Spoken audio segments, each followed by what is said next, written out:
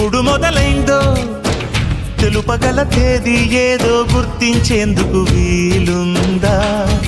ప్రణయం ఎవరి హృదయంలో ఎప్పుడు ఉదయిస్తుందో గమనించే సమయం ఉంటుందా?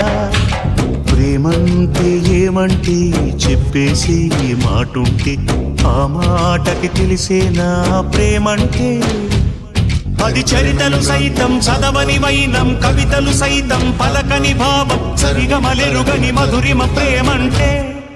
దరిదాటి ఉరకలు వేసే ఏ నదికైనా తెలిసిందా తనలో ఈ ఉరవడి పెంచిన తొలి చినుకేదంటే?